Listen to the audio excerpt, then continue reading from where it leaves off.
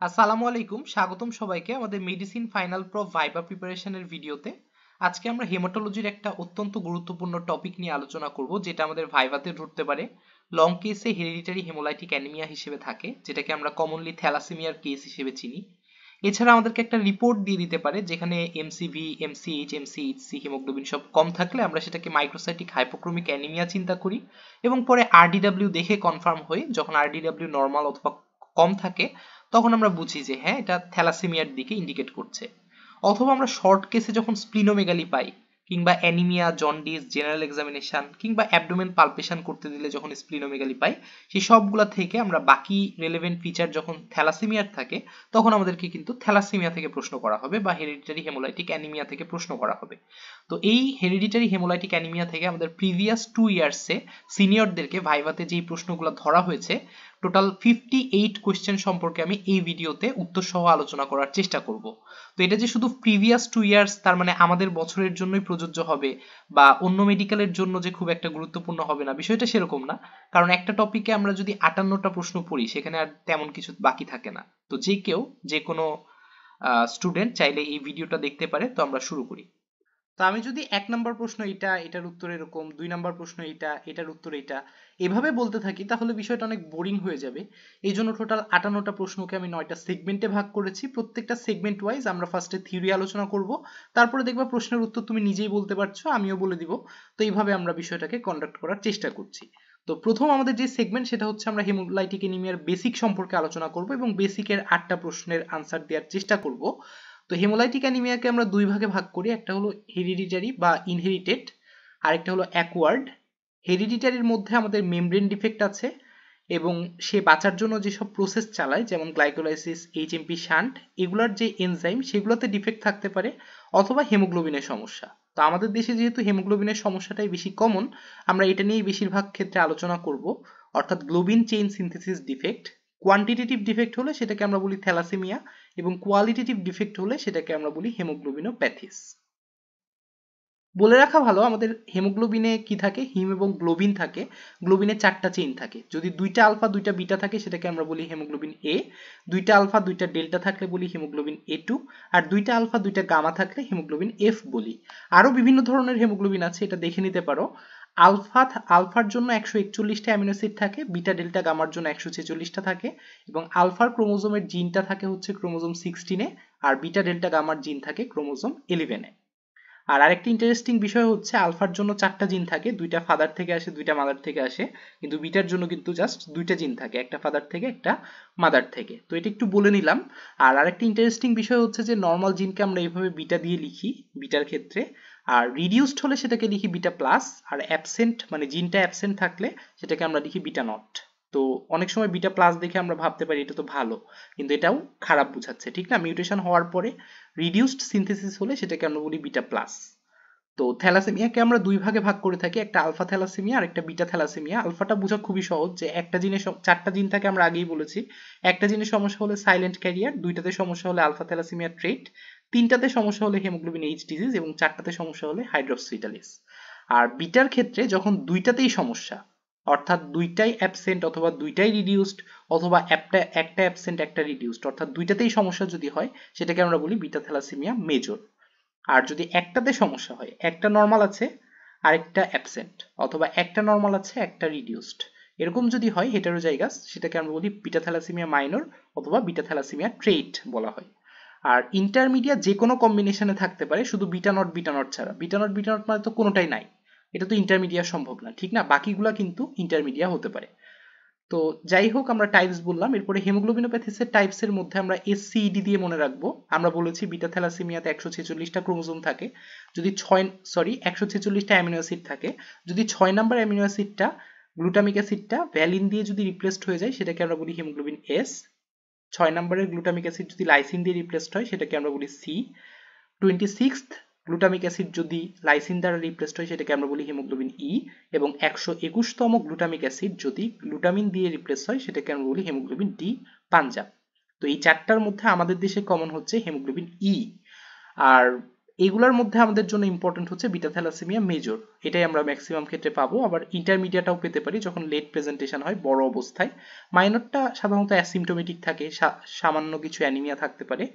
আর alpha থ্যালাসেমিয়ার প্রথম দুইটা তো অ্যাসিমটোমেটিক থাকে, আর পরের দুইটা খুবই সিভিয়ার ফর্মে প্রেজেন্ট করে, অনেক সময় পেটের ভেতরেই মারা যায়। তো এগুলো আমরা এত বেশি পাবো না। আর এটা যেহেতু প্রশ্ন করেছে এই জন্য বলে রাখি যে জেনেটিক ডিজিজ আমরা জানি যে দুই ধরনের, অটোজোমাল, অটোজোমে যেই সমস্যা ক্রোমোজোম 1 থেকে 22 তে সমস্যা হলে সেটাকে আমরা বলি অটোজোমাল ডিজিজ, আর ক্রোমোজোম 23 বা সেক্স ক্রোমোজোমের সমস্যা হলে আমরা বলি এক্স লিঙ্ক ডিজিজ। এগুলো আবার রেসেসিভ হতে পারে, ডোমিনেন্ট হতে পারে। তো আমরা সরাসরি প্রশ্নতে চলে যাই। থ্যালাসেমিয়া কি টাইপের ডিজিজ? আমরা জানি যে থ্যালাসেমিয়া হচ্ছে অটোজোমাল রেসেসিভ ডিজিজ। অটোজোমাল মানে কি? ক্রোমোজোম 1 থেকে 22 বা অটোজোমের সমস্যা বা নন সেক্স ক্রোমোজোমের সমস্যা। আবার থ্যালাসেমিয়া ছেলে মেয়ে সবার হয়, এটার মাধ্যমে কি বুঝতে পারছো? এটার মাধ্যমে আমরা বুঝতে পারছি যে এটা এক্স লিঙ্ক ডিজিজ না, এটা একটা অটোজোমাল ডিজিজ। কারণ এক্স লিঙ্কড, এক্স তো ছেলেদের একটা থাকে, ফিমেলদের দুইটা থাকে। তাহলে একটাতে সমস্যা, একটা এক্স এর সমস্যা হলেই কিন্তু ছেলেদের ডিজিজটা প্রকাশ পায়। এই জন্য এক্স লিঙ্ক ডিজিজগুলো ছেলেদের ক্ষেত্রে বেশি হয়, আর ফিমেলরা ম্যাক্সিমাম ক্ষেত্রে এক্স লিঙ্ক ডিজিজের ক্যারিয়ার হয়ে থাকে। তো এখানে যেহেতু বলেছে ছেলে মেয়ে সবার হয়, তার মানে কি এটা একটা অটোজোমাল ডিজিজ। এটা হিমোগ্লোবিনের কি টাইপের ডিফেক্ট? আমরা থ্যালাসেমিয়ার কথা যদি বলি, আমরা আগেই বলেছি এটা হচ্ছে কোয়ান্টিটেটিভ ডিফেক্ট, ঠিক না? কোয়ান্টিটেটিভ ডিফেক্ট হলে সেটাকে আমরা বলি থ্যালাসেমিয়া, আর কোয়ালিটেটিভ ডিফেক্ট হলে সেটাকে আমরা বলি হেমোগ্লোবিনোপ্যাথিস। এটার জন্য কোন হেমোগ্লোবিন বেশি বেড়ে যায়? তো আমাদের যদি কখনো বিটা চেইন কমে যায়, বিটা চেইন কমে গেলে কি হবে? বিটা চেইন কমে গেলে কিন্তু সেই জায়গাতে গামা চেইন দিয়ে রিপ্লেস হয়ে যাবে, এই জন্য হেমোগ্লোবিন এফ বেড়ে যাবে। ঠিক আছে, আমরা দেখতে পাবো যে থ্যালাসেমিয়াতে হিমোগ্লোবিন এফ অনেক বেশি হয়ে গেছে, আর হিমোগ্লোবিন এ অনেক কমে গেছে, কারণ বিটা চেইন তো নাই, ঠিক না? তো কোনটা বাড়বে? হিমোগ্লোবিন এফ অনেক বেশি বেড়ে যাবে। হিমোগ্লোবিন এফ বাড়লে সমস্যা কি? বাড়লে সমস্যা বলতে আমাদের নর্মালি কি হবে? নর্মালি হচ্ছে বিটা যখন থাকবে না তখন আলফা থাকবে শুধু। যেই হিমোগ্লোবিনে শুধু আলফা থাকে, সেই আলফাগুলা ইনক্লুশন ফর্ম করে তার মেমব্রেনকে ড্যামেজ করে তখন সেটা স্প্লিনে যেয়ে নষ্ট হয়ে যায়, অর্থাৎ হেমোলাইসিস হয়ে যায়। এই জন্য তো এটাকে আমরা বলছি হেমোলাইটিক অ্যানিমিয়া। এটা একটা সমস্যা। আর কিছু কিছু হেমোগ্লোবিন গামা দ্বারা রিপ্লেস হয়, ম্যাক্সিমামই আলফা, শুধু আলফা থাকে, যেটা ইনক্লুশন হয়ে একে অপরের সাথে অ্যাগ্রিগেট হয়ে মেমব্রেন ড্যামেজ করে স্প্লিনে যেয়ে ডিস্ট্রাকশন করে ফেলে। আর কিছু কিছু ক্ষেত্রে বিটাটা গামা দ্বারা রিপ্লেস হয় এবং হেমোগ্লোবিন এফ তৈরি করে। এফ আবার হেমোগ্লোবিন এ এর মতো এতটা এফিশিয়েন্ট না, কারণ হেমোগ্লোবিন এফ এর অক্সিজেনের প্রতি অ্যাফিনিটি অনেক বেশি থাকে, এই জন্য সে টিস্যুতে অক্সিজেন রিলিজ করতে চায় না। এটা একটা সমস্যা। আর নর্মালি আমাদের বডিতে হিমোগ্লোবিন এ থাকে কিনা? আমাদের নর্মালি কিন্তু 95 থেকে 98% থাকে হিমোগ্লোবিন এ, 2 to 3% থাকে হিমোগ্লোবিন এ টু, এবং 0.8 থেকে 2% থাকে হিমোগ্লোবিন এফ। তার মানে নর্মালি আমাদের বডিতে কিন্তু হিমোগ্লোবিন এ টুও থাকে 2 to 3%। নেক্সট প্রশ্ন হচ্ছে ট্রেইটে কি পাবো? ট্রেইটে আমাদের অ্যাসিমটোমেটিক থাকে, নর্মালি মাইল্ড অ্যানিমিয়া থাকতে পারে, এত বেশি সিমটম প্রডিউস হয় না। আর হিমোগ্লোবিন এ টু এর পরিমাণ কিন্তু 4 থেকে 6% হয়, অর্থাৎ বেড়ে যায়। স্কিপ জেনারেশন থাকে, এটার মাধ্যমে আমরা কি বুঝবো? স্কিপ জেনারেশন বলতে আসলে স্যার কি মানে কোন আনসারটা চেয়েছে এটা আমি শিওর না। তবে স্কিপ জেনারেশন বলতে দেখা যাচ্ছে তার ফাদারের ছিল, ছেলের নাই, ছেলের ছেলের আবার আছে, ঠিক না? অর্থাৎ দাদার ছিল, বাবার নাই, আবার তার হয়েছে, এরকম একটা বিষয়। তো এই ক্ষেত্রে কি আমরা চিন্তা করতে পারি? এই ক্ষেত্রে চিন্তা করতে পারি যে বাবা হয়তো ট্রেট ছিল, অর্থাৎ বাবা হয়তো ক্যারিয়ার ছিল, সে বুঝতে পারেনি তার ডিজিজটা আছে, পরে সেটা তার চিলড্রেনে ট্রান্সমিট হয়েছে, এটা আমরা বুঝতে পারি। আমাদের নেক্সট প্রশ্ন হিস্ট্রি। হিস্ট্রি থেকে আমরা 6টা প্রশ্নের উত্তর দেওয়ার চেষ্টা করব। আমি এখানে একটা ডেমো হিস্ট্রি দেখানোর চেষ্টা করছি, তবে এটাকে আইডিয়াল ভাবার কোনো কারণ নাই, সবাই নিজের মতো করে একটা আইডিয়াল হিস্ট্রি রেডি করবো। আমি এখানে জাস্ট একটা দেখাচ্ছি। আমাদের চিফ কমপ্লেন্টে রেখেছি ইনক্রিজিং টায়ার্ডনেস অথবা ফ্যাটিগেবিলিটি ফর লাস্ট 1 মান্থ এবং increasing yellow colouration of eyes and urine for same duration. Patient 10 বছর আগে ভালো ছিল, তারপরে তার টায়ার্ডনেস, জেনারেলাইজড উইকনেস, ফ্যাটিগেবিলিটি, ফোর্টিন টলারেন্স এগুলো ডেভেলপ করলো এবং এটার জন্য সে কাজকর্ম করতে পারছিল না। জন্ডিসও ডেভেলপ করলো একই সাথে, যার জন্য সে হসপিটালে ভর্তি হলো এবং ব্লাড ট্রান্সফিউশন তাকে করা হলো। ব্লাড ট্রান্সফিউশন করাতে তার সিমটম কিছুটা কমে গেল, তবে সেগুলো আবার রিঅ্যাপিয়ার করতে থাকলো 4-5 মাস পর পর, এবং সে বারবার হসপিটালে ভর্তি হয়ে ব্লাড পেতে থাকলো। এবং সে গত 6 বছর আগে দেখলো যে তার লেফট আপার অ্যাবডোমেনে একটা মাস ফিল করতে পারছে, যেটা আস্তে আস্তে বড় হচ্ছে, ব্লাড দিলে কিছুটা কমে আবার বড় হতে থাকে। এবং এটা লাস্ট 2 ইয়ার্স ব্যাক এতই বড় হয়ে গেল যে এটা তার ডিস্ট্রেস ডিসকমফোর্ট তৈরি করলো, যার জন্য ডক্টর তাকে স্প্লিনেক্টমি করে ফেললো এবং তাকে ভ্যাকসিন দেওয়া হলো। আমরা জানি স্প্লিনেক্টমির পরে ক্যাপসুলেটেড অর্গানিজমের এগেনস্টে ভ্যাকসিন দেওয়া হয়। তো সে ভ্যাকসিন পেয়েছে কিনা সেটা আমরা মেনশন করেছি, এবং এই টোটাল টাইমে সে 30 ইউনিটস অফ ব্লাড রিসিভ করেছে। স্প্লিনেক্টমির আগে তার 3 থেকে 4 বার ব্লাড লাগতো, স্প্লিনেক্টমির পরে 1-2 বার করে ব্লাড লাগে, এবং সে লাস্ট ব্লাড ট্রান্সফিউশন পেয়েছে 8 মাস আগে।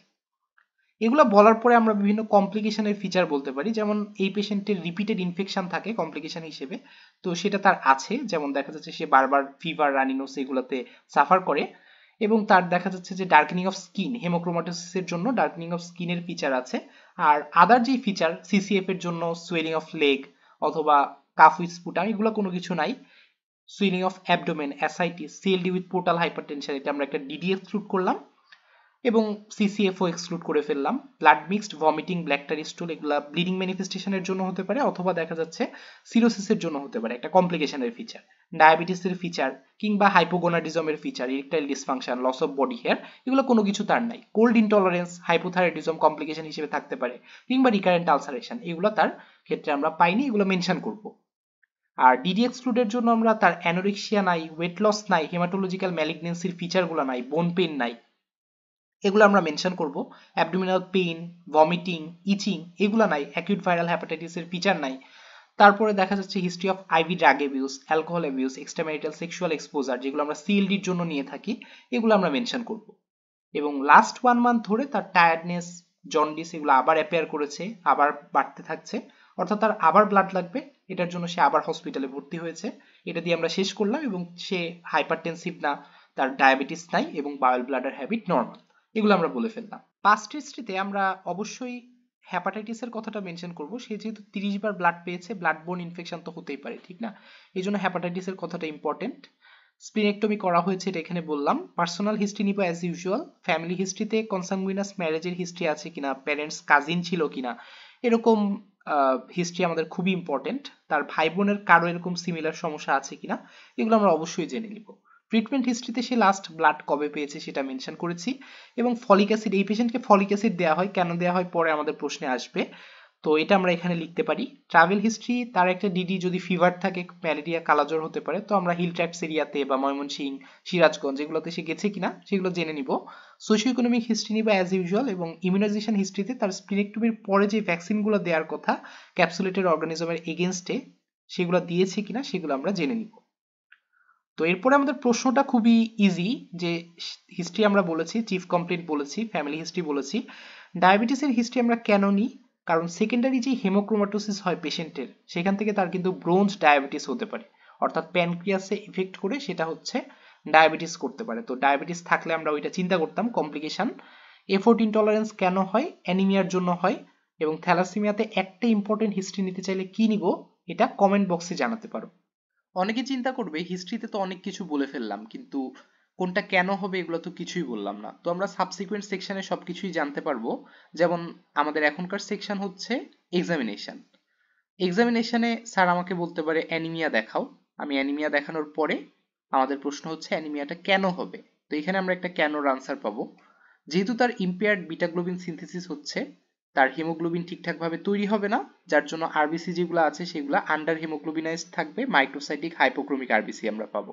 এবং যতটুকু হিমোগ্লোবিন থাকবে সেটাও কিন্তু সাবনর্মাল অক্সিজেন ট্রান্সপোর্ট ক্যাপাসিটি, কারণ আমরা জানি যে বিটা চেইন না থাকলে সেটাকে গামা চেইন রিপ্লেস করলে সেটা হিমোগ্লোবিন এফ হয়ে যাবে, এবং হিমোগ্লোবিন এফ এর অক্সিজেনের প্রতি অ্যাফিনিটি বেশি থাকার কারণে সেটা টিস্যুতে অক্সিজেন রিলিজ করতে চায় না, ধরে বসে থাকে।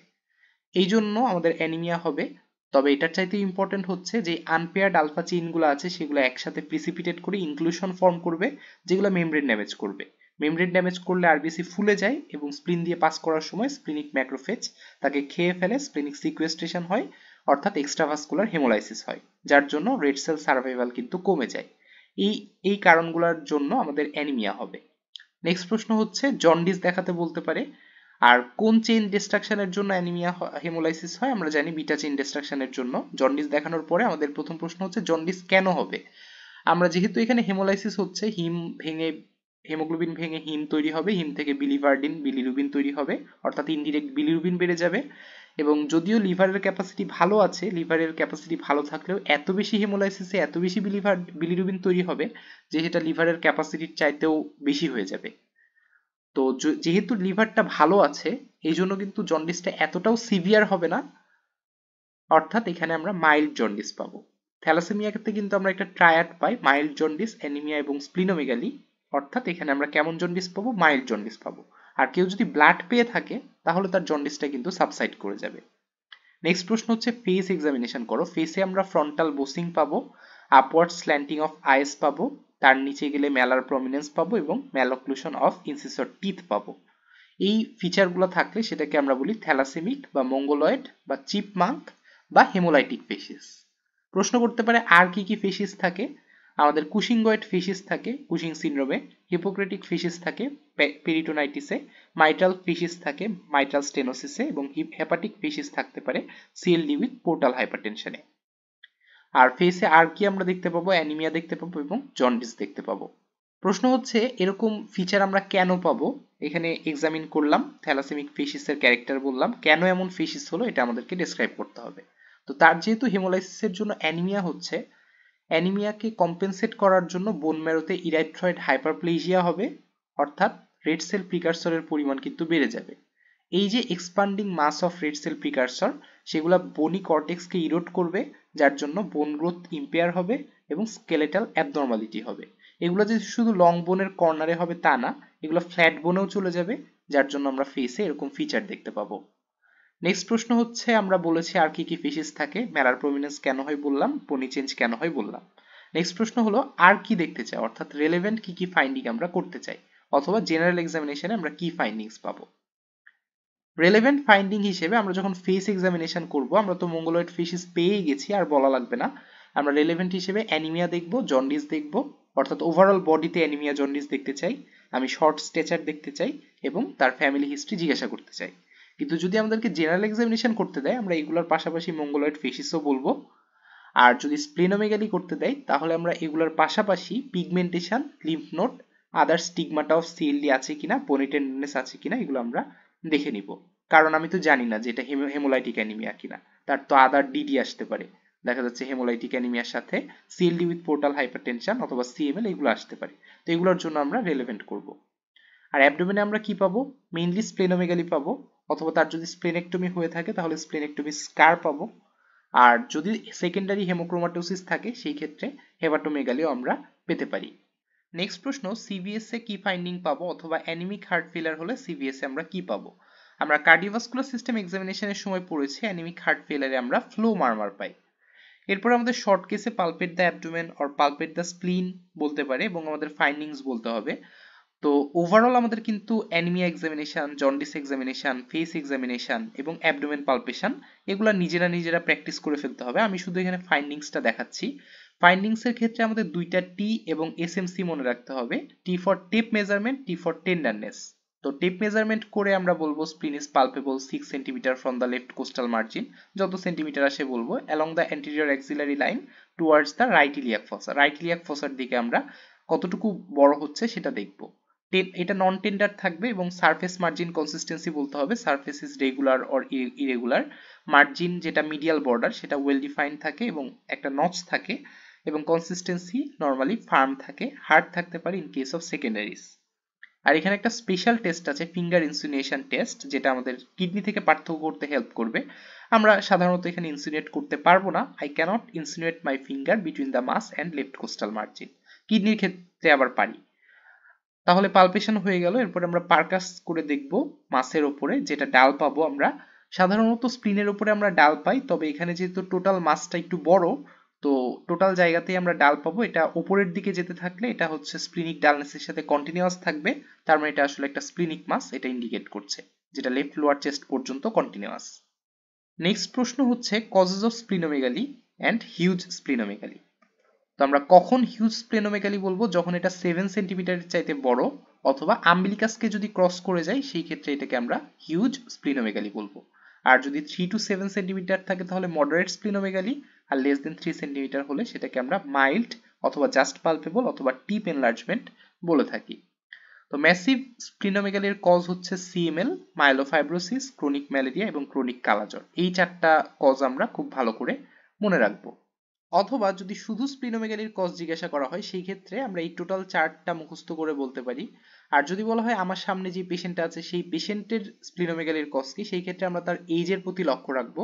যে কোনো পেশেন্টে আমরা সিএলডি, ক্রনিক ম্যালেরিয়া, ক্রনিক কালাজ্বর এগুলো তো বলতে পারি, সাথে ছোট বয়স হলে হেমোলাইটিক অ্যানিমিয়া, হেরেডিটারি হেমোলাইটিক অ্যানিমিয়া অর্থাৎ থ্যালাসেমিয়া বলতে পারি। আর অ্যাডাল্টের ক্ষেত্রে সিএমএল বলতে পারি থ্যালাসেমিয়ার জায়গাতে। আর এল্ডারলি হলে মায়োলোফাইব্রোসিসটা আমরা ইনক্লুড করতে পারি। নেক্সট প্রশ্ন, হ্যাপাটোস্প্লিনোমেগালি হলে আমাদের ডিডি কি হবে? হ্যাপাটোস্প্লিনোমেগালির ক্ষেত্রে আমরা CML, CLL, myelofibrosis, lymphoma, leukaemia, chronic malaria, chronic কালাজ্বর এগুলো বলতে পারি। সাথে সিএলডি তেও কিছু ক্ষেত্রে কিন্তু হ্যাপাটোমেগালি থাকে। এছাড়া আদার কিছু কজ আছে, এগুলো না বললে সমস্যা নাই। নেক্সট প্রশ্ন হচ্ছে, ময়মনসিংহ হলে আমাদের কি ডিডি হবে? আমরা জানি কালাজ্বর, রাঙামাটি হলে ম্যালেরিয়া। এই পেশেন্টের লিভার কেন পালপেবল? সেকেন্ডারি হেমোক্রোমাটোসিসের জন্য। নেক্সট প্রশ্ন হচ্ছে, এটা যে কিডনি না, অর্থাৎ এটা যে স্প্লিন, এটা কিভাবে বুঝলাম? এবং এটা তো কিডনিও হতে পারতো অথবা বাওয়েল মাসও তো হতে পারতো, তো এটা কেন স্প্লিন? তার কারণ হলো এটা লেফট হাইপোকন্ড্রিয়াক রিজনে আমরা পেয়েছি, এটা ইন্সপিরেশনের সাথে ডাউনওয়ার্ড মুভ করে, বাইম্যানুয়ালি পালপেবল না, কিডনি হলে বাইম্যানুয়ালি পালপেবল হতো। আপার বর্ডার ফিল করতে পারিনি, অর্থাৎ ফিঙ্গার ইনসুলেশন টেস্ট নেগেটিভ পেয়েছি, যেটা আমরা কিডনিতে পজিটিভ পাই। মিডিয়াল বর্ডারে একটা নচ পেয়েছি, এটা সব ক্ষেত্রে না পেলেও এটা একটা ক্যারেক্টারিস্টিক ফিচার স্প্লিনের জন্য। এবং পারকাস করে আমরা ডাল পেয়েছি, যেটা স্প্লিনিক ডালনেসের সাথে কন্টিনিউয়াস। নেক্সট প্রশ্ন, উনার স্প্লিনোমেগালি কেন, অর্থাৎ থ্যালাসেমিয়ার পেশেন্টে কেন স্প্লিনোমেগালি হয়? তার কারণ আমরা জানি যে থ্যালাসেমিয়াতে তো স্প্লিনে প্রচুর পরিমাণে হেমোলাইসিস হয়, এটা একটা কারণ। আরেকটা কারণ হচ্ছে এক্সট্রামেডুলারি হেমোপোয়েসিস, অর্থাৎ ছোট বয়সে, অর্থাৎ তার পেটের ভেতরে থাকা অবস্থায় যেই জায়গাগুলোতে হেমোপোয়েসিস হতো সেই জায়গাগুলোতে এখন আবার হেমোপোয়েসিস হবে, যেমন লিভার, স্প্লিন এগুলাতে। এটার জন্য স্প্লিনোমেগালি হবে। অর্থাৎ ব্লাড সেল স্প্লিনে প্রডিউসও হয় আবার ডিস্ট্রাকশনও হয়, অর্থাৎ দুইটাই হয়। নেক্সট প্রশ্ন হচ্ছে, হোয়াট ইজ হাইপারস্প্লিনিজম? হাইপারস্প্লিনিজমের চারটা ক্রাইটেরিয়া স্প্লিনোমেগালি থাকে। পেরিফেরাল ব্লাড ফিল্মে অ্যানিমিয়া, নিউট্রোপিনিয়া, থ্রোম্বোসাইটোপিনিয়া একটা অথবা দুইটা অথবা তিনটাই থাকতে পারে। বোন ম্যারোতে নর্মালি সেলুলার থাকতে পারে অথবা হাইপার সেলুলার থাকতে পারে, যেহেতু অ্যানিমিয়া হচ্ছে এটাকে কম্পেনসেট করার জন্য বা এগুলোকে কম্পেনসেট করার জন্য হাইপার সেলুলার থাকতে পারে। আর একটা ইম্পর্টেন্ট বিষয় হচ্ছে, স্প্লিনেক্টমি করে ফেললে তার পেরিফেরাল ব্লাড ফিল্মের যে ফিচার সেগুলো কিন্তু সিগনিফিকেন্টলি ইমপ্রুভ করবে। থার্ড সেগমেন্টে আমরা এক্সামিনেশন সম্পর্কে আলোচনা করেছি। এক্সামিনেশনের মধ্যে একটা ইম্পর্টেন্ট ফাইন্ডিংস ছিল আমাদের, স্প্লিন পালপেবল থাকে, তবে সবার কিন্তু স্প্লিন পালপেবল থাকে না, বরং কারো কারো ক্ষেত্রে লেফট হাইপোকন্ড্রিয়াক রিজনে একটা স্কার্ট থাকে এবং স্প্লিন পালপেবল থাকে না। সেই স্কার্টটা কিসে? সেটা হলো স্প্লিনেক্টমি স্কার্ট। তো আমরা ফোর্থ সেগমেন্টে স্প্লিনেক্টমি সম্পর্কে আলোচনা করব। তো আমাদেরকে প্রশ্ন করতে পারে যে তার কেন স্প্লিন কাটা লাগলো অথবা স্প্লিনেক্টমির ইন্ডিকেশন কি। তো হেমাটোলজিক্যাল কিছু ইন্ডিকেশন আছে, যেমন ইডিওপ্যাথিক থ্রোম্বোসাইটোপেনিক পারপুরা, হেরিডিটারি স্পেরোসাইটোসিস, হাইপারস্প্লিনিজম কিংবা থ্যালাসেমিয়া। এছাড়া ট্রমাটিক কেসে অ্যাক্সিডেন্টাল বা আয়াট্রোজেনিক ট্রমা কিংবা oncological part of এনব্লক resection, diagnostic বা থেরাপিউটিক পারপাসে আমরা স্প্লিনেক্টমি করতে পারি, কিংবা কারো পোর্টাল হাইপারটেনশন থাকলে ভ্যারিসিয়াল সার্জারির সাথে আমরা করতে পারি। তো এই পেশেন্টে আমরা কেন করি? যখন ব্লাড ট্রান্সফিউশনের ফ্রিকোয়েন্সি বেড়ে যাবে, অর্থাৎ বারবার করে ব্লাড দেওয়া লাগবে, বিশেষ করে লাস্ট এক মাসে যদি ড্রামাটিক ইনক্রিজ হয় ব্লাড ট্রান্সফিউশনের, কিংবা কারো যদি massive splenomegaly abdominal discomfort create করে, কিংবা আমরা একটু আগে হাইপারস্প্লিনিজমের ফিচার বলেছি সেগুলো যদি থাকে, কিংবা কারো যদি স্প্লিনিক ভেন থ্রম্বোসিস বা ইনফাকশন হয়, সেই ক্ষেত্রে আমরা কিন্তু স্প্লিনেক্টমি করব। তাহলে আমরা ইন্ডিকেশন সম্পর্কে বললাম। তাহলে ইন্ডিকেশন জিজ্ঞাসা করলে আমরা বলতে পারবো। এরপরে প্রশ্ন হচ্ছে, কি কি প্রিকশন নিব বিফোর এন্ড আফটার, আমরা কি কি প্রিকশন নিব? প্রথম কথা, এটা 5 থেকে 6 বছরের আগে করা যাবে না, এটা একটা সার্জারি, এটা 5 থেকে 6 বছরের আগে আমরা বাচ্চাদেরকে করি না। আর 4 সপ্তাহ আগে আমরা কিছু ভ্যাকসিনেশন দিব, নিউমোকক্কাল, হেমোফাইলাস কিংবা মেনিঙ্গোকক্কালের এগেইনস্টে আমরা ভ্যাকসিনেশন দিব। এটা 4 সপ্তাহ আগে দেওয়া হয় বা 2 থেকে 3 সপ্তাহ আগে দেওয়া হয় ইলেকটিভ স্প্লিনেক্টমির ক্ষেত্রে। বাট এমার্জেন্সি যদি করতে হয় সেই ক্ষেত্রে তো আর ভ্যাকসিনেশন দেওয়ার টাইম থাকবে না, ঠিক না? সেই ক্ষেত্রে আমরা পরেও দিতে পারি, অর্থাৎ সার্জারি করে ফেললাম তারপরে দিব, কিন্তু এটা একটু লেস ইফেক্টিভ হবে। আর নিউমোকক্কালের ক্ষেত্রে 5 বছর পর পর এটাকে আমাদের রি ইমিউনাইজেশন করা লাগবে। আর ইনফ্লুয়েঞ্জার ক্ষেত্রে প্রতি বছর বছর আমাদের কিন্তু আবার ভ্যাকসিনেশন করা লাগবে। আর ভ্যাকসিনেশন স্ট্যাটাসটা অবশ্যই ডকুমেন্টেড থাকতে হবে। আর তাকে life long prophylactic penicillin V দিতে হবে প্রতিদিন 500 মিলিগ্রাম টুয়াইস ডেইলি। যদি অ্যালার্জি থাকে সেই ক্ষেত্রে ম্যাক্রোলিড দিতে পারি। আর পেশেন্টকে অবশ্যই এই সম্পর্কে এডুকেট করে দিতে হবে যে তার ইনফেকশনের রিস্ক অনেক বেশি এবং কিভাবে সেটার এগেনস্টে সেটা থেকে বাঁচতে হবে সেটা তাকে শিখিয়ে দিতে হবে। এবং তাকে আমরা একটা কার্ড দিয়ে দিই বা একটা ব্রেসলেট দেয়া থাকে, যাতে আমরা আমাদের হেলথ প্রফেশনাল যারা আছে তারা তার সম্বন্ধে একটু কশাস থাকতে পারে। আর যদি সেপসিস হয়ে যায়, তার তো ওভারহেলমিং সেপসিস হওয়ার চান্স থাকে, সেপসিস যদি হয়ে যায় সেই ক্ষেত্রে আমরা রিসাসিটেট করব, তাকে আইভি অ্যান্টিবায়োটিক দিব ওই অর্গানিজমগুলোর এগেনস্টে। এবং তার ক্ষেত্রে কিন্তু সেরেব্রাল ম্যালেরিয়া হওয়ার চান্স বেশি থাকে, এই জন্য আমরা কশাস থাকবো। এবং অ্যানিমাল বাইট যদি হয় সেই ক্ষেত্রে কিন্তু সেটাকে প্রম্পটলি ট্রিট করতে হবে অ্যান্টিবায়োটিক বা ডিসইনফেকশন দিয়ে। আর কমপ্লিকেশন কি হতে পারে, পোস্ট স্প্লিনেক্টমি সেপ্টিসেমিয়া কিংবা যে কোনো অপরচুনিস্টিক ইনফেকশন হতে পারে, হেমোরেজ হতে পারে সার্জারির সময়। লেফট এটার উপরে কি থাকে, লাং থাকে, তো লাংয়ের বেজে অ্যাটেলেকটেসিস হতে পারে বা প্লুরাল ইফিউশন হতে পারে। সামনে স্টোমাক থাকে, স্টোমাকের সাথে ফিস্টুলা হতে পারে, কিংবা তার সাথে যে টেইল অফ প্যানক্রিয়াস লাগানো থাকে সেখানে ড্যামেজ হলে প্যানক্রিয়াটাইটিস, লোকালাইজড অ্যাবসেস বা ফিস্টুলা হতে পারে। এছাড়া পোস্ট অপারেটিভ থ্রোম্বোসাইটোসিস হতে পারে। তাহলে আমরা আগে এবং পরে কি কি অ্যাডভাইস দিব, কতদিন আগে ভ্যাকসিনেশন করব এবং ইমার্জেন্সি লাগলে কি করব, এগুলো বলে ফেলেছি। কি কি ভ্যাকসিন দেব, কোনটা কতদিন আগে কতদিন পরে, এগুলো আমরা বলে ফেলেছি এবং কমপ্লিকেশন আমরা বলে ফেলেছি। ফিফথ সেগমেন্টে আমরা ডায়াগনোসিস সম্পর্কে আলোচনা করব। শুরুতে জিজ্ঞাসা করা হবে what is your provisional diagnosis. তো এই হিস্ট্রিকে আমরা যেহেতু থ্যালাসেমিয়ার মতো করে সাজিয়েছি, আমাদের ডায়াগনোসিস হবে হেরিডিটারি হেমোলাইটিক অ্যানিমিয়া। এবং পেশেন্টের কেন, কারণ তার অ্যানিমিয়া আছে, long history of repeated blood transfusion আছে, জন্ডিস, স্প্লিনোমেগালি ছিল যার কারণে স্প্লেনেক্টমি করা হয়েছে, এবং ফ্যামিলি হিস্ট্রি অফ কনসাংগুইনাস ম্যারেজ থাকতে পারে। এগুলো ছাড়াও আমাদের টোটাল হিস্ট্রিতে আমরা অনেকগুলো পয়েন্ট কিন্তু বের করতে পারি। তাহলে আগে থেকে আমাদের কয়েকটা পয়েন্ট ফেভারে বের করে রাখতে হবে, যেটা স্যার জিজ্ঞাসা করলে আমরা বলতে পারি। তাহলে হেরিডিটারি হেমোলাইটিক অ্যানিমিয়া তো বললাম, সাথে এই পেশেন্টের যেহেতু স্প্লেনেক্টমি করা আছে আমরা বলবো পোস্ট স্প্লেনেক্টমি স্ট্যাটাস।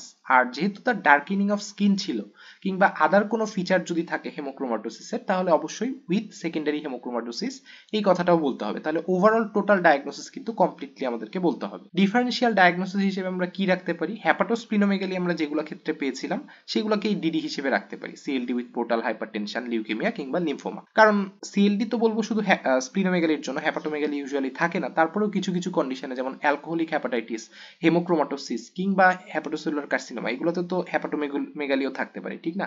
তো এই দুইটা কারণে আমরা এই তিনটা ডিডি রাখলাম, অর্থাৎ হ্যাপাটোমেগালি এবং স্প্লিনোমেগালি থাকার কারণে আমরা সিএলডি, লিউকেমিয়া এবং লিম্ফোমা রাখলাম। সাথে লিউকেমিয়া লিম্ফোমাতে অ্যানিমিয়া থাকে এবং সিএলডিতে জন্ডিস থাকে। এই সবগুলোই কিন্তু এই পেশেন্টের আছে, এই জন্য এগুলোকে আমরা ডিডি হিসেবে রাখলাম। কিন্তু কেন এটা সিএলডি না, কারণ এখানে সিএলডিতে খুবই ইম্পর্টেন্ট একটা ফিচার হলো অ্যাসাইটিস, এখানে কোনো অ্যাসাইটিস নাই। আর অ্যাসাইটিস ছাড়াও আদার যেসব স্টিগমাটা অফ সিএলডি, এগুলো কোনোটাই এখানে কিন্তু নাই। লিউকেমিয়া কেন না, লিউকেমিয়াতে অত বেশি লং হিস্ট্রি থাকে না। আর লিউকেমিয়া যেহেতু একটা ম্যালিগনেন্সি, হেমাটোলজিক্যাল ম্যালিগনেন্সি, এখানে অ্যানোরেক্সিয়া, ওয়েট লস থাকার কথা ছিল, এগুলো কিছু এখানে নাই। লিউকেমিয়াতে ব্লিডিং ম্যানিফেস্টেশন, বনি টেন্ডারনেস এগুলো থাকে, এগুলো এখানে নাই। লিম্ফোসাইটিক লিউকেমিয়াতে লিম্ফেডোনোপ্যাথি থাকতে পারতো, এখানে সেটা নাই। লিম্ফোমা কেন না, ওইটাও একটা ম্যালিগনেন্সি, ওইখানেও লং হিস্ট্রি থাকবে না, শর্ট হিস্ট্রি থাকবে, অ্যানোরেক্সিয়া, ওয়েট লস থাকার কথা ছিল, এখানে সেগুলো নাই। Fever, night suit, drenching night suit থাকে লিম্ফোমাতে, এখানে নাই। ব্লিডিং ম্যানিফেস্টেশন, লিম্ফেডোনোপ্যাথি তো অবশ্যই থাকার কথা ছিল, কিংবা ইচিং, এগুলো কিন্তু এখানে নাই, যার জন্য আমরা এটাকে লিম্ফোমা বলতে পারছি না। তাহলে আমরা প্রভিশনাল ডায়াগনোসিস বলেছি কেন, পয়েন্টস ইন ফেভার বলেছি এবং ডিডি গুলোকে এক্সক্লুড করেছি। সিক্স সেগমেন্টে আমরা খুবই গুরুত্বপূর্ণ অংশ ইনভেস্টিগেশন এবং ইনভেস্টিগেশন ফাইন্ডিংস সম্পর্কে আলোচনা করব।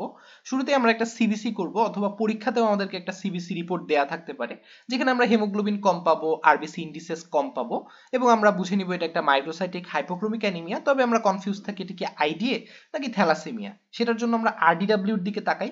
আরডিডব্লিউ বেশি পেলে আমরা আয়রন ডেফিসিয়েন্সি অ্যানিমিয়া চিন্তা করব, আর নরমাল বা ডিক্রিজড পেলে সেটাকে আমরা থ্যালাসেমিয়া চিন্তা করব।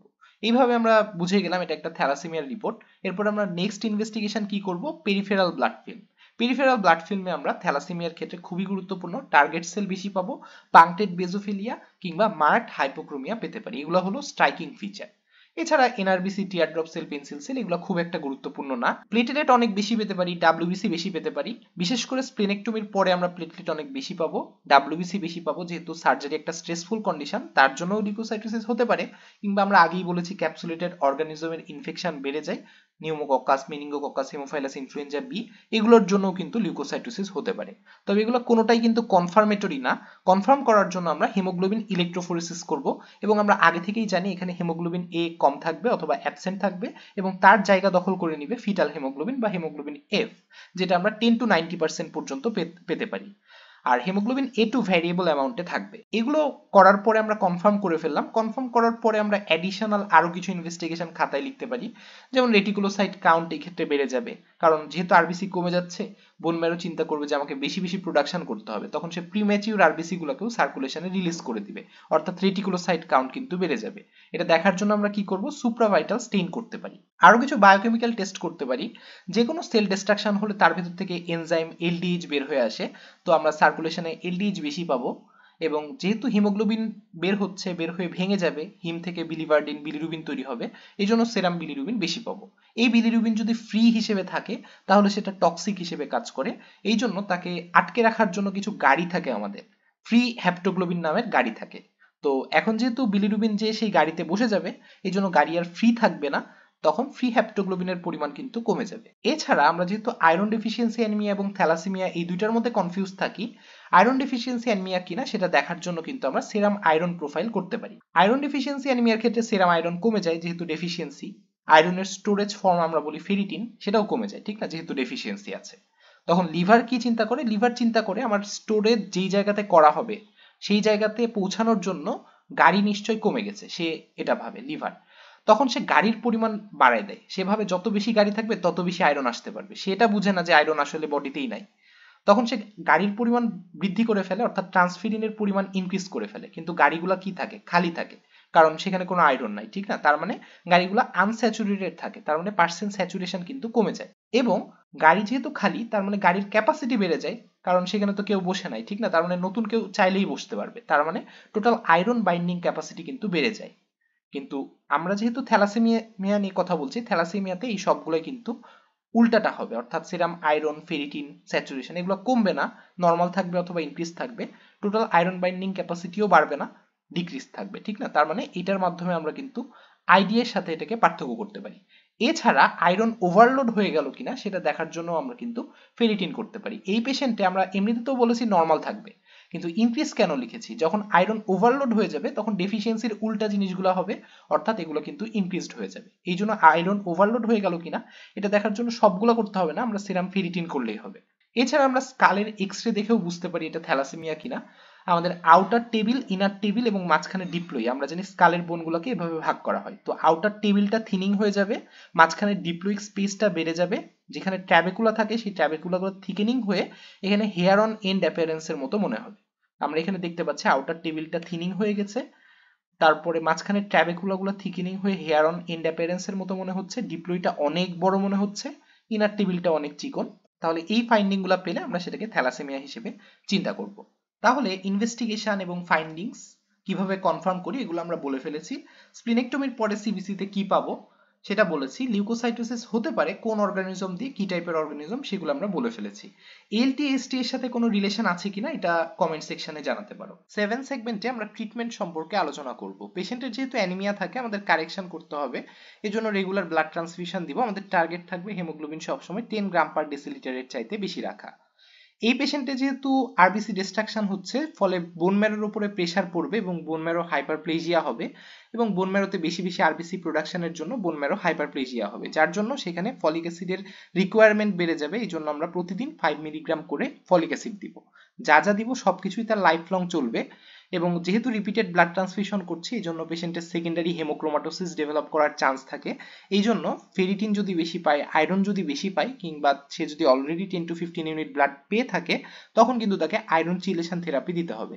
এই জন্য আমরা আগে ডেসফেরিঅক্সামিন দিতাম সাবকিউটেনিয়াসলি, বর্তমানে ডিফেরিপ্রন কিংবা ডিফেরাসিরক্স ট্যাবলেট আকারে দেওয়া হয়ে থাকে। তার যদি ইন্ডিকেশন থাকে আমরা স্প্লেনেক্টমি করতে পারি। কোনোটাই কিন্তু স্পেসিফিক থেরাপি না, সবগুলোই আমরা পেশেন্টের কমফোর্টের জন্য দিয়েছি। স্পেসিফিক থেরাপি হিসেবে আমরা allogeneic bone marrow transplantation from HLA compatible donor করতে পারি। বিশেষ করে সিবলিংস এর কাছ থেকে আমরা অ্যালোজেনিক বোন ম্যারো ট্রান্সপ্লান্টেশন করতে পারি। আরো কিছু নতুন ট্রিটমেন্ট আছে, যেমন হেমোগ্লোবিন এফ ইনডিউসিং এজেন্ট। আমরা শুরুতেই বলেছি আমাদের বিটা চেইন যদি না থাকে সেই ক্ষেত্রে সবগুলাই আলফা থাকতে পারে, তখন তারা ইনক্লুশন ফর্ম করে আরবিসি কে ড্যামেজ করে ফেলে। আর যদি বিটার জায়গাতে ডেল্টা আসে তখন সেখানে আমরা হেমোগ্লোবিন এফ পাই। তো একদমই ড্যামেজ করার থেকে তো এফ পাওয়া ভালো, ঠিক না, নাই মামার চেয়ে কানা মামা ভালোর মতো একটা অবস্থা।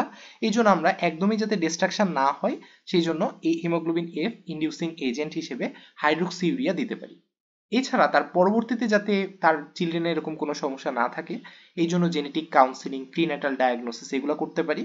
আর যেহেতু তার আয়রন ওভারলোড হওয়ার চান্স থাকে সেই ক্ষেত্রে আমরা তাকে আয়রন কন্টেনিং ড্রাগ বা ডায়েট অ্যাভয়েড করতে বলবো। আর ডেফিসিয়েন্সি থাকলে তখন অ্যাভয়েড করবে না, ডেফিসিয়েন্সি না থাকলে নর্মালি তাকে আয়রন কন্টেনিং ড্রাগ বা ডায়েট অ্যাভয়েড করতে বলবো। তাহলে আমরা ট্রিটমেন্ট, স্পেসিফিক ট্রিটমেন্ট বলেছি। এখন কি কি ড্রাগ পাচ্ছে এটা পেশেন্টের ড্রাগ হিস্ট্রি নিতে হবে, এবং ফলিক অ্যাসিড কেন দিব সেটা আমরা বলে ফেলেছি। এইট সেগমেন্টে আমরা কমপ্লিকেশন নিয়ে আলোচনা করব। জিজ্ঞাসা করতে পারে রিপিটেড ব্লাড ট্রান্সফিউশনের জন্য পেশেন্টের বডিতে কি কমপ্লিকেশন হয় অথবা এমনিতে ওভারঅল কি কি কমপ্লিকেশন হয় সেগুলো আমরা এই সেগমেন্টে আলোচনা করব। তো রিপিটেড ব্লাড ট্রান্সফিউশনের জন্য পেশেন্টের ব্লাড বোর্ন ইনফেকশন হতে পারে, যেমন হেপাটাইটিস বি, সি কিংবা এইচআইভি। এছাড়া রিপিটেড ব্লাড ট্রান্সফিউশনের জন্য আয়রন ওভারলোড হতে পারে। Usually more than 30 to 50 litre blood পেলে আয়রন ওভারলোডের ফিচার আমরা পেতে পারি, যেটাকে আমরা বলি সেকেন্ডারি হেমোক্রোমাটোসিস। তো এই সেকেন্ডারি হেমোক্রোমাটোসিসের জন্য পেশেন্টের কি কমপ্লিকেশন হবে? লিভারে সিরোসিস হবে, প্যানক্রিয়াসে যদি আয়রন জমা হয় ডায়াবেটিস হবে।